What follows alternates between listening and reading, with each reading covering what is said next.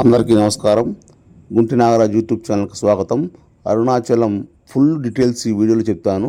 సింపుల్లో అరుణాచలం వెళ్ళాలంటే ముందుగా తిరుపతి నుంచి వెళ్ళొచ్చు, లేదా తిరుపతి నుంచి కాట్పాడ్ జంక్షన్ వరకు రైల్లో కానీ బస్సులో కానీ వెళ్ళి అక్కడ నుంచి వేలూరు వరకు వెళ్ళి అక్కడ నుంచి 2 గంటల ప్రయాణం.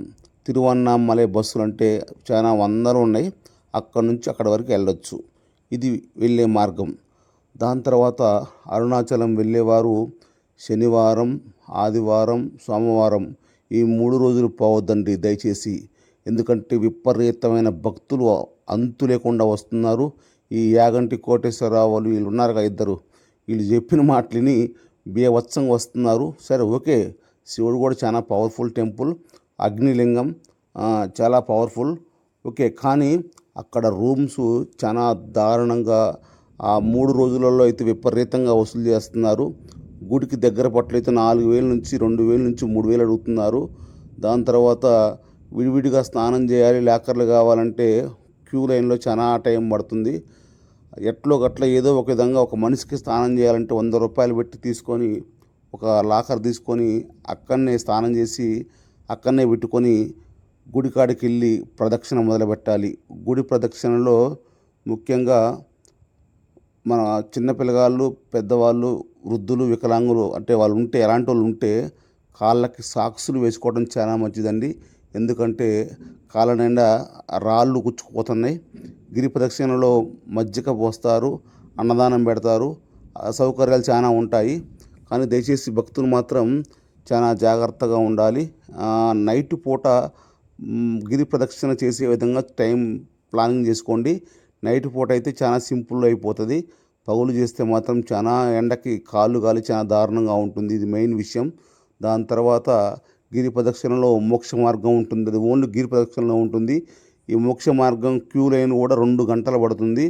అక్కడ చాలామంది మేము లాన్ నుంచి బయటికి రాలేమో దూరితే అని భయపడుతూ ఉంటారు. కానీ వెనక ముందు అందరూ వస్తారండి, అందరూ పడతారు, భయపడాల్సిన అవసరం లేదు. కొంచెం లావు ఉన్న వాళ్ళు కొద్దిగా ఇబ్బంది పడతారు తప్ప ఖచ్చితంగా బయటకు వస్తారు. ఇది పక్కా నిజం. ఇది మోక్ష మార్గం. ఈ దీని ఏమంటారు, గిరి ప్రదక్షిణలో 8 లింగాలు ఉంటాయి. అగ్నిలింగం, వాయులింగం, నైరుతిలింగం ఇలాంటి 8 లింగాలు ఉంటాయి.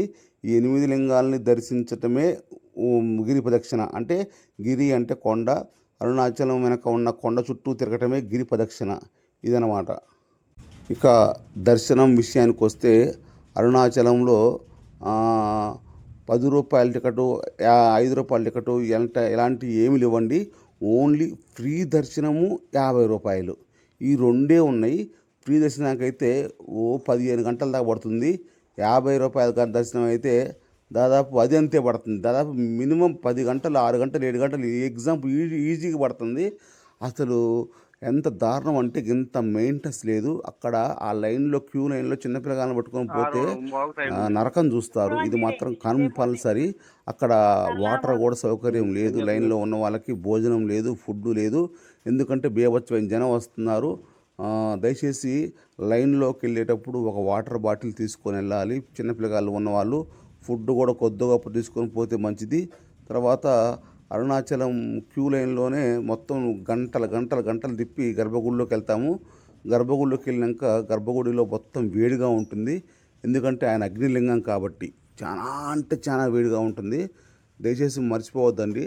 అరుణాచలం వెళ్ళే వాళ్ళు ప్రతి ఒక్కరు కూడా దర్శనానికి వెళ్ళే వాళ్ళు వాటర్ బాటిల్, ఫుడ్ చిన్నపిల్లగాళ్ళకి ఖచ్చితంగా తీసుకొని వెళ్ళాలి. మీరు చూస్తున్నారు కదా ఇదంతా. కానీ గుడి మాత్రం ఎవరు కట్టారో, ఎప్పుడు కట్టారో, ఎలా కట్టారో తెలియదు. మొత్తం 5-6 గోపురాలు ఉంటాయి. గుడి మధ్యలో ఉంటుంది. వేల వేల వేల వేల ఎంతమంది జనం వస్తున్నారో ఫ్రెండ్స్. ఇక్కడ మాత్రం దోపిడీ మాత్రం చాలా దారుణం అంటే దారుణంగా ఉంది. మరి ఇక్కడ తిరుపతిలో ఉన్న మెయింటెనెన్స్ ఇక్కడ లేదు. ఎందుకనో నాకు అర్థం కావడం లేదు. తిరుపతిలో మాత్రం బ్రహ్మాండంగా మెయింటెనెన్స్ ఉంటుంది. తిరుపతి వీడియో నెక్స్ట్ వీడియోలో చెప్తాను. అక్కడ ఎలా దర్శనం చేసుకోవాలి సింపుల్ అని. ఇక్కడ మాత్రం అరుణాచలం దర్శనానికి వెళ్ళాలి అంటే మెయిన్గా నైట్ పూట గిరి ప్రదక్షిణ ఉండేటట్టు ఖచ్చితంగా చూసుకోవాలి. గిరి ప్రదక్షిణ మాత్రం నైటే ఉండాలి. ఇది మెయిన్. దాని తర్వాత చల్లగా వాతావరణం ఉంటే తేలిక అవుతుంది. వయసులో ఉన్న వాళ్ళైతే బర్ర బర్ర బర్ర నడితే 4 గంటలు అయిపోద్ది. ఇక చిన్నపిల్లగాళ్ళు వృద్ధులు ఉన్నారు అంటే 6, 7, 8 గంటలు పడుతుంది. రోడ్లు సరిగ్గా బాగలేవు, అన్ని రాళ్ళు కుచ్చకపోతుంటాయి. ఇగో మీరు చూస్తున్నారా, ఇది అరుణాచలంలో పూజ చేసేటప్పుడు దగ్గరుండి తీశాను వీడియో అన్నమాట. ఇది నేను ఆ రాళ్ళు గుచ్చకపోతుంటే ఎంత దారుణంగా ఉంటుందో. కాబట్టి చిన్నపిల్లగాళ్ళకి సాక్స్ వేయటం అస్సలు మర్చిపోవద్దు. ఇది విషయం. అరుణాచలం వెళ్ళిన వాళ్ళు ఎవరైనా ఉంటే కామెంట్ చేయండి. నెక్స్ట్ తిరుపతి గురించి, తిరుపతి కూడా వెళ్ళాం కదా, తిరుపతి దర్శనం ఎలా జరిగింది, ఎలా ఫ్రీ అన్ని చూపిస్తానమాట. కానీ గర్భగుడిలోకి నేను మొబైల్ ఇక్కడ ఎలా ఉంది ఫ్రెండ్స్ అంటే లోనకి ఎలా లేదు, కొంతవరకు ఎలా ఉంది. ఆ గర్భగుడిలో అసలు ఎటు నుంచి ఎటు వస్తున్నారు, ఎటు నుంచి ఎటు పోతున్నారో తెలియదు. ఇది మీరు చూస్తున్నది గర్భగుడి. ఇది దాన్ని ఏమంటారు, ధ్వజస్తంభం అన్నమాట. ఇది అమ్మవారి ధ్వజస్తంభం. అసలు ఎంత బాగుందో గుడి మాత్రం. ఈ రాజులు కట్టారు. తమిళనాడులో దేవభూమి అంటారు కదా, అందుకనే తమిళనాడుని. ఇగో దర్శనం అయిపోయింది మాది. దర్శనం అయిపోయింది. అక్కడ చూడండి ఎంత క్యూ లైన్ ఉందో, ఎంత జనం ఉన్నారో, అసలు మామూలు కాదు. ఇంకో విషయం, షార్ట్లతో వస్తే గిరి ప్రదక్షిణ గర్భగుళ్ళలోకి పోనీయట్లేదు. ప్లస్ షార్ట్తో వస్తే ఇట్లాంటి దేవస్థానాలలో కూడా పోయట్లేదు. దయచేసి మనకి వీలుగా మంచిగా ప్యాంటు లుంగీ వేసుకొని వస్తేనే రాణిస్తున్నారు. ఎందుకంటే నాకు జరిగింది అది. నేను షార్ట్ ఎందుకు వేసుకున్నానంటే ఈ మధ్య కొత్తగా అనుభవంతో బాగుంటుందని వేసుకున్నాను. కానీ నన్ను 2-3 సార్లు ఇబ్బంది పెట్టారు. తర్వాత మా వైఫ్ అయితే గిరి ప్రదక్షిణలో పాపం మా బాబుకి జ్వరం తగిలింది, రోహన్కి జ్వరం తగిలింది, వాంతులు చేసుకున్నాడు. నేను నడవలేని పరిస్థితి. ఎంత దారుణంగా అంటే మా అమ్మ నడవలేదు అనుకున్నాను, మా నాన్న నడవలేదు అనుకున్నాను. వాళ్ళు నడిచారు, నేను నడవలేకపోయాను. ఇక మా ఆమె తర్వాత ఎత్తుకుందనమాట. తర్వాత దర్శనం అంతా అయిపోయిన తర్వాత ఒక రూమ్ తీసుకున్నాము. ఒక రూమ్ తీసుకొని ఆ రూమ్ వచ్చేసి 2000. సాయంత్రం కదా, 2000కి ఎక్కడో బతిమలాడితే 2 రూములు ఇచ్చారు. 4,000 అన్నమాట. ఇక మా 2 ఫ్యామిలీలు కూడా 2 చాట్లు ఉన్నాము. 2 చాట్లు అంటే ఇక బయట నుంచి ఫుడ్ తెప్పించుకున్నాము. మా కాడ పచ్చళ్ళు ఉన్నాయి, చట్నీలు ఉన్నాయి కదా, ఆ చట్నీలతోనే వైట్ రైస్ పార్సల్ తెప్పించుకొని చట్నీలు కలుపుకొని తిన్నాం. చట్నీలు లేకపోతే గొల్లైపోదాం ఫ్రెండ్స్. ఇది నిజం. ఎంత దారుణం అంటే దారుణం. తర్వాత ఈ రూములు తీసుకొని పొద్దున్నే నైట్ అంతా అక్కడ రెస్ట్ తీసుకొని, ఎందుకంటే కాళ్ళు వాస్తాయి, కాళ్ళన్నీ ఉబ్బినాయి అన్నమాట. గిరి ప్రదక్షిణ చేసిన తర్వాత తెల్లారుజామున 6:40 తిరువన్నామలై నుంచి తిరుపతి ట్రైన్ ఉంది. ఖచ్చితంగా ట్రైన్ ఉంది. ఆ ట్రైన్ ఎక్కితే మనం తిరుపతిలో 11కి దిగుతాం. ఎందుకంటే తిరుపతిలో మధ్యాహ్నం 3 గంటలకు టోకెన్స్ ఇస్తారు. ఆ టోకెన్స్ కోసం మేము చీకట్లో బయలుదేరాం. 6:40కి ఖచ్చితంగా తిరువన్నామలై అరుణాచలం నుంచి ట్రైన్ ఉంది. ఇది మర్చిపోవద్దు. చీకట్లో బయలుదేరాం. ఇక్కడ 2 ఆటోలు మాట్లాడుకున్నాం అన్నమాట. ఆటోలు కూడా 100, 150, 200 తీసుకుంటున్నారు.